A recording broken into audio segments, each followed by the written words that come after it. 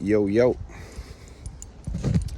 Spoon Daisy TV coming at you like a hubble bubble gum nightmare. And we had a windy night. A very windy night. And I think all of Tasmania had a very windy night. And anyway, it's another beautiful day. Hopefully just as beautiful as yesterday. But yesterday I did a talk on the People's Republic of China and kind of forgot the actual premise of what I wanted to talk about. So here we are in the backup to that. And yeah, it's what I'm going to work towards is saying that, you know, Taiwan, as its historical links to China as part of the Chinese population. Okay, if anyone doesn't know that when China became communist and the war ended between the communist forces and the ruling elites, we would call them these days, but so the existing government, which was conservative,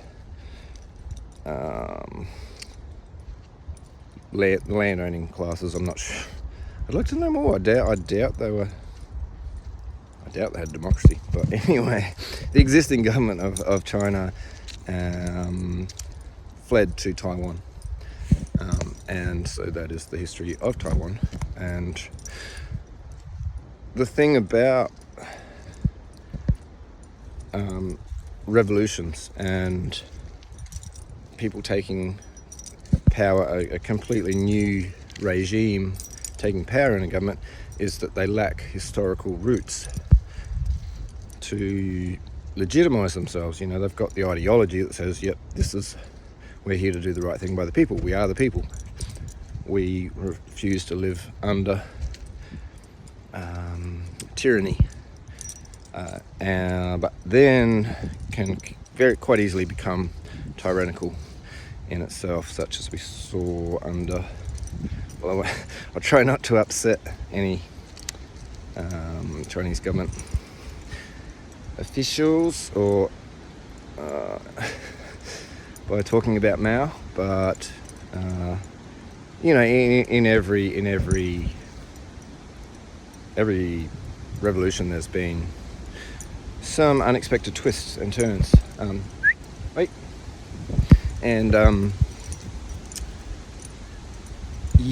it's just important, like, you know, do we have another revolution? You know, the government's not good enough. Okay, let's put a new one in and just start again from scratch. And it's just like, that creates at least as many problems as it solves, usually more. So no one's thinking about doing that. It's kind of like just a good thing for the superpowers of the world to reinvent themselves with, you know, along humanitarian guidelines and with the support of the people who they are actually, you know, who support them. No country exists without the hard work of ordinary people and dedication to living just good, harmonious lives. Like, that is the basis of society. And you know, like, I'm just going to go all out here. Like, it seems to me that the October 7 attacks could not have happened without the help of a military force with technology beyond that of anyone in the Middle East. Like, to actually overcome the Israeli defense system, the only people in the world that can do that are either America, China, or Russia. So it has to be those technologies,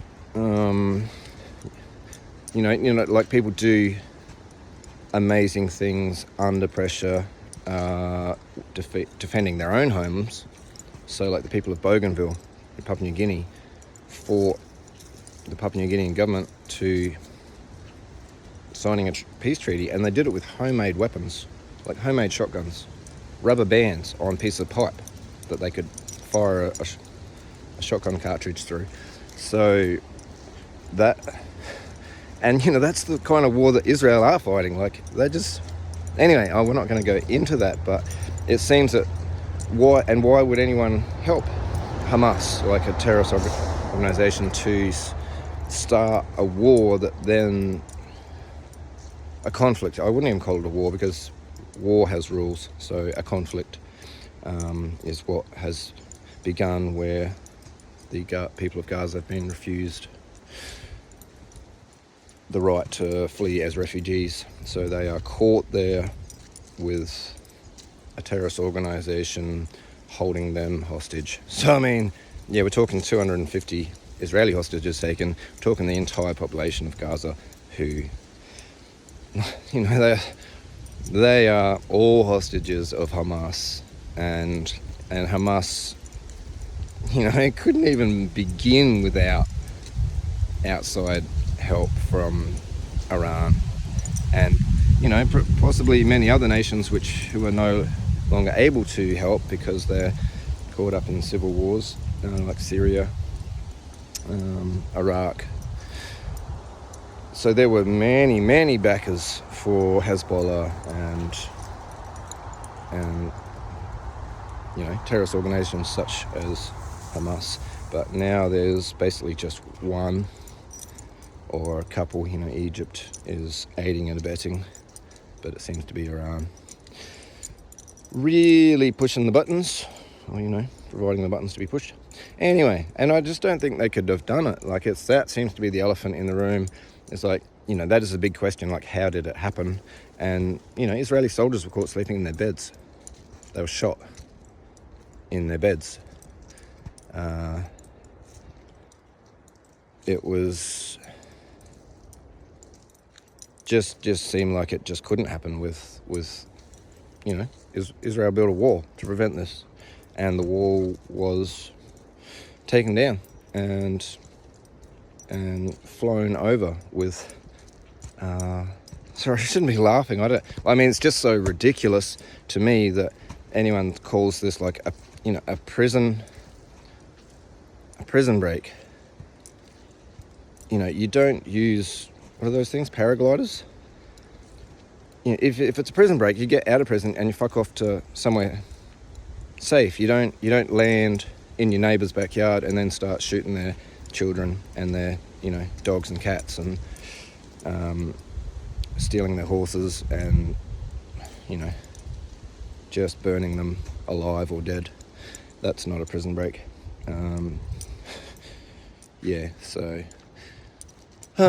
Anyway, and so it just seems like there's a Cold War happening where, even like this whole like woke thing began with, Occupy movement and Anonymous, and, there was definitely a waking moment of the West to the bullshit. But then I think it's been hijacked by anti-Western interests who are understandably anti-Western because the West has fucked them over royally. Like, look back to the Opium Wars. Was it the Opium Wars? Anyway, and it's never stopped. The West has just been the black hands because they've had the power, the domination. So the East has no reason to love the West, but they do have a reason to love their own people and to just love peace and the prospect of a peaceful future where we don't have this horrible shit happening. And so why would China feel the need to exert such influence? Why does any of these superpowers need to exert such influence? Like America was just born out of nothing. They actually thought about electing a king. They didn't know what to do. They were like, democracy was one of a few options. So installing a monarchy was actually explored as an option before they went with, the brand new French model, which hadn't only existed for a very short time, the idea of a republic. You had to look back to ancient Greece to any other precedent of this happening. And then what does a person in power do? First thing they do is fear the loss of that power. And it's funny, like you don't see that fear in the conservative faction of Western nations. Like, you can't fake being a conservative.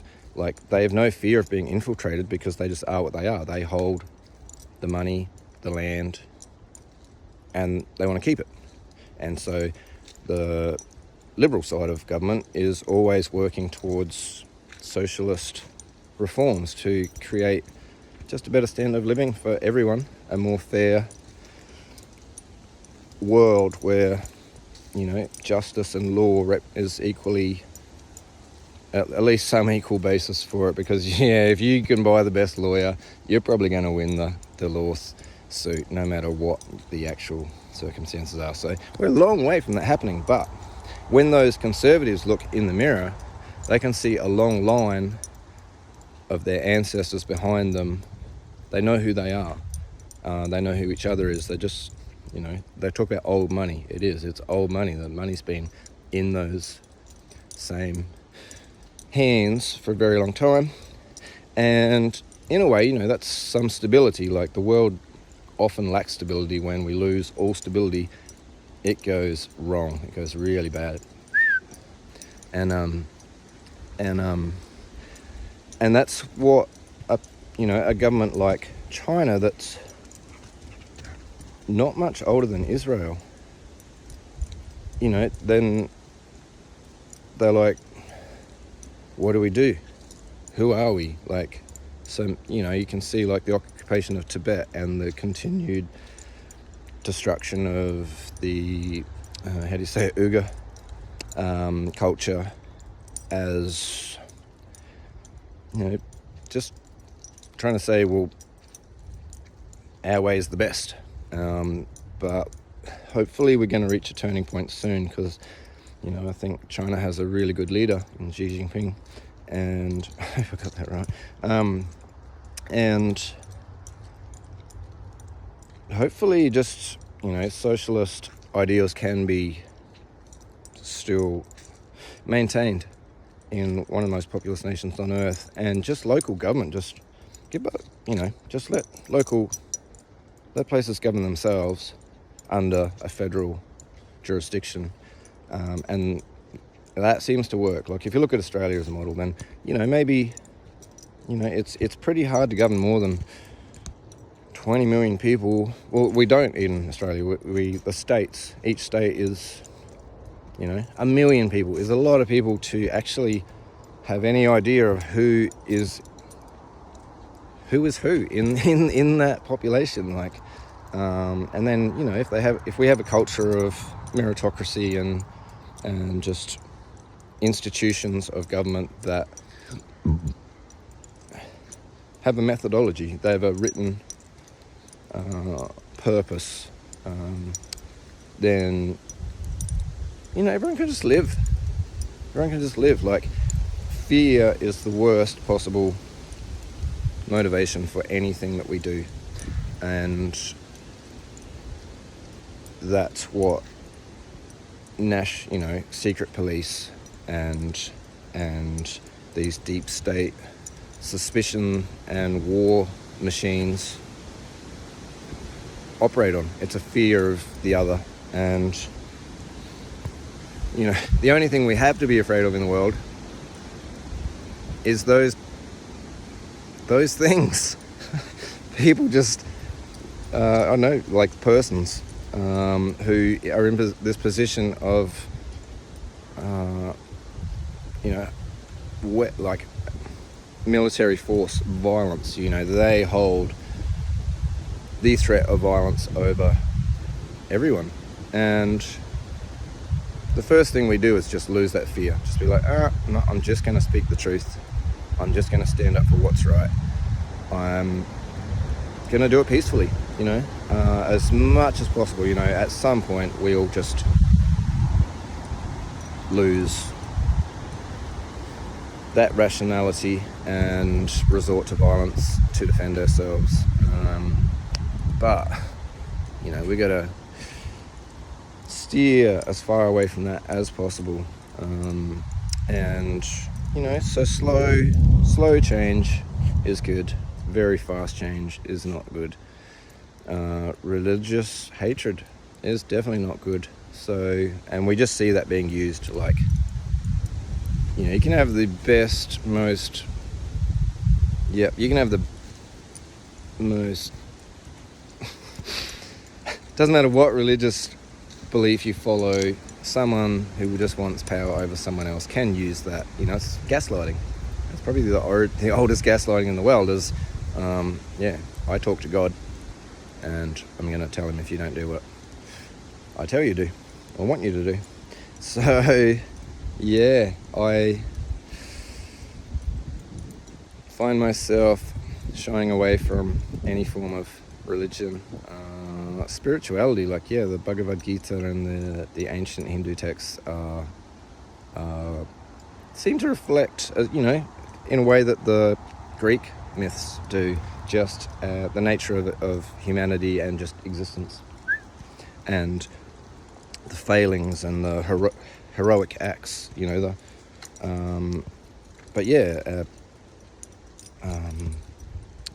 Anyway, so there's so many ways that just society just crumbles, and I so I'd like to see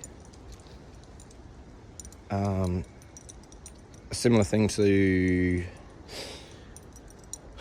I don't know, I'd like to see it in every part of the world where we work towards peace, because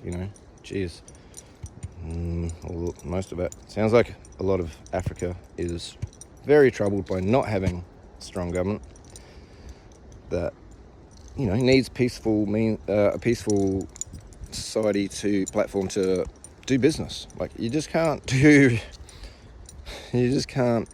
farm, you just can't do the things that people need to do to live well in a state of war or corruption or criminal activity. I just, and it's got to come from the West. Hey, let's declare peace on China and let's end this horrible war that's only going to get worse on that psychological level. That's the internet's just been weaponized and everyone's just living in a state of fear. It's just we're a culture of fear and distrust, and people stop living. If you are afraid, you can't live. It just destroys your mental and physical health and your social connections. So, we should all just trust the universe, because it's all us. It's just all us here. We're here to experience everything that is not love. But we can all make that choice at any point to return to that just security of love and peace and understanding. And it's been nearly 20 minutes, so I've got to have some kind of restriction on myself. Could talk for 30 hours. That'll get a bit boring. Right, so just, learn each other's culture. We don't know anything about China. We just don't. We just trust China. I hear Australians all the time going like, fuck China, fucking,